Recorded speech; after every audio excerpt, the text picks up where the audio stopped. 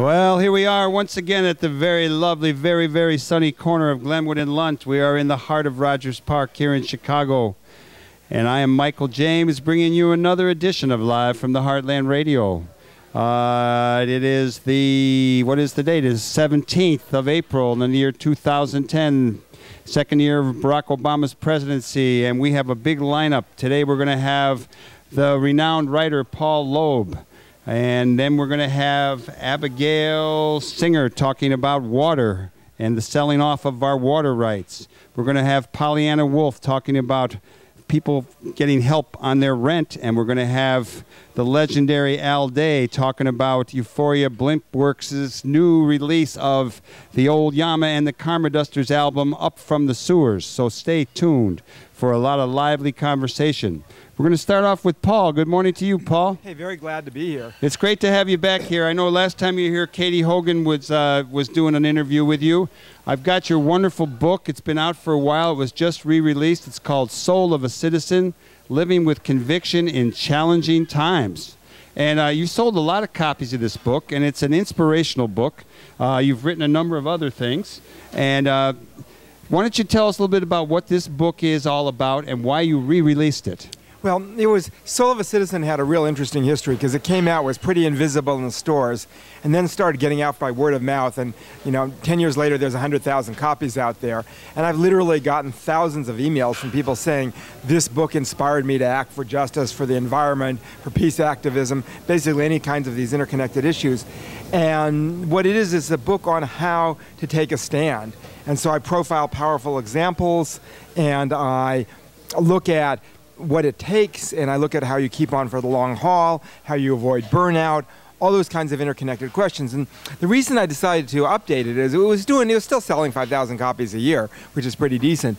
But what happened is I just felt like, look, I wrote this book at the tail end of the Clinton years, and you've had all of George Bush, that nightmare 8 years. We've got Obama's presidency. A whole lot has changed. And I wanted to be able to bring it up to date. So I actually spent an entire year reworking the Soul of a Citizen. And I felt like, there's new stories, new examples, just rethinking some of it. And so I really wanted it to speak to this time and, and going forward as well. Well, it's really enjoyable to read because as a former community organizer and still a little bit active in these times, one of the things that I think faced all of us who've worked in communities and worked for social and political change is how do you not only get people to take their own personal issue and see that it affects not only them but many other people, how they connect that particular issue to other issues, aka what's the system all about, and how do you keep people from being gung-ho at the start and then losing interest? In other words, how do you stick around for the long haul? Well, that's a key element because I think what happens is that you have a revolving door too often where people get all enthused. I mean, you look at the Obama campaign. They were just all over the country. Literally, the email list was 13 million people. And every one of them was making phone calls, knocking on doors, digging deep into their pockets to elect him, all of which I would say was a good thing to do. But then a lot of them then said, well, okay, I guess we've done our job. We're going home. That's great. Now we can just go back to private life, and the president will take care of it. There's a wonderful young woman I profile who founded Students for Obama on Facebook, grew it to 150,000 names, ended up running the campaign while being a full-time student. And I saw her just the other week in Boston when I was speaking, and she said, well, I think what happened is people thought, here are these nice platforms, president gets elected, they become policy. Folks, that's not how it works. We have to make them policy. And so that's the challenge is for part of it is to be able to not have this sort of sense that says, okay, we're just going to rely everything on, here it is, we've gotten somebody elected locally, nationally, whatever. But how do you actually keep on going to drive the agenda? I mean, I look at the civil rights movement. I mean, you look at, for instance, Kennedy and Johnson and the relationship with the civil rights movement. It was pretty ambivalent. I mean, it looks good in retrospect, but a lot of their energy was putting the brakes on it because they felt like they're going to destroy the Democratic coalition. They'd lose the South, which they did. So it wasn't a stupid fear. And so they're trying to say, go slower, a little more temperate. But what happens? People persist. And Johnson puts all his political skill and capital on the line in passing the Civil Rights and Voting Rights Act, and that's a genuinely admirable action, whatever else he did in his, and a historically important action. And so what I would argue is that again, whatever we're doing, and this is a core theme of Soul of a Citizen, it has to come from us. It has to come from the grassroots. Well, Paul Loeb, we're talking as the former members and supporters of Student Nonviolent Coordinating Committee, a.k.a. SNCC, who were the front line of the civil rights movement, the sit-in starting in Greensboro, North Carolina. They're all down there in near Raleigh, North Carolina right now, meeting and talking about the old days and how to go forward.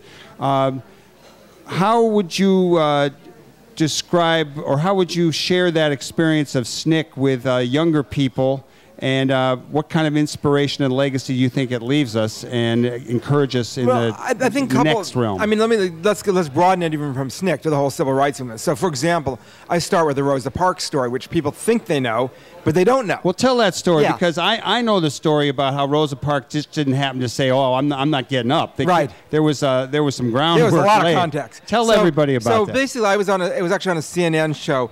Somehow, mysteriously, since I've written about that incident, I haven't been invited back. But what happened is they said one day Rosa Parks refused to move to the back of the bus. That started the civil rights movement. I got really upset because essentially, she'd been active for 12 years. She didn't start the civil rights movement. She was a participant in an existing movement. Very critical difference.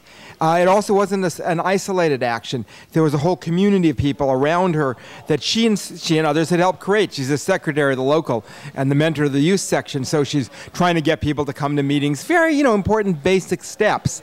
And she took trainings at Highlander Center, labor and civil rights school, still going in Tennessee to this day, where they met with an earlier generation of civil rights activists who did exist even back to the 40s, 30s, and became mentors to people like Parks and Martin Luther King. And so what you see is, instead of the images, you act alone, you act kind of unconsciously, or feet hurt or something, you act and things instantly change.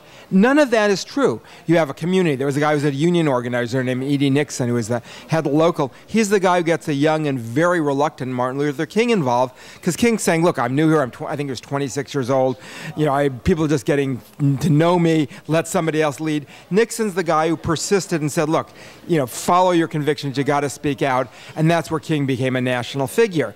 So if I look at all of that, essentially what you have is you have this image of how social change occurs, because Parks is one of the few people that actually people know, and it's completely different from the reality, because the reality is about community. The reality is about persistence. The reality is about intentionality, which doesn't mean you know how things are going to turn out. It just means you always take a leap of faith. Jim Wallace of Sojourner says, hope is believing in spite of the evidence and then watching the evidence change. I love that line. That's the leap of faith. But right next to it is saying, okay, how are you going to tell the story? How are you going to come up with creative actions? How are you going to put these issues on the national agenda and push them forward? Just as practical questions. We go to SNCC. Essentially you had people who were Student Nonviolent Coordinating Committee, who basically, there was an existing civil rights movement, but its pace had gotten a little bit slower, a little bit bureaucratic, and they saw ways to, through much more creative nonviolent action, to really push it forward, and so then they move it as well. The interesting thing is that you can, Nelson Mandela uses the phrase, the multiplication of courage, which I love. It's a key theme of Soul of a Citizen, and what I find like courage with geometric proportions. Courage with geometric proportions. And what I love is that the actions of courage are transferable, so that you can take an action in one place and it can inspire somebody. Gandhi can inspire the civil rights movement, can inspire the uprisings against the Eastern European dictatorships, can inspire South Africa and the anti-apartheid movement. And there's essentially, they're almost like a global resource for all of us to draw on. And again, that's a key theme of Soul of a Citizen, is that you learn from wherever you can, because it's going to strengthen you. And so I remember one of the stories is a guy, a commercial realtor in Charlotte, North Carolina, who one day it was in 06, made international headlines, very politely but really firmly challenging Bush at a town meeting, and just saying, here's what you've done, aren't you ashamed of yourself? And the weekend before, he'd happened to be in a history museum in Charlotte and seen this exhibit. They called them the Friendship Nine. It was a group of lunch counter sit-ins people from the early 60s, and he was listening and hearing their stories and hearing how scared they were because they were at risk of their lives, and that gives him the courage to ask these hard questions. So it really can leap from time to time to time.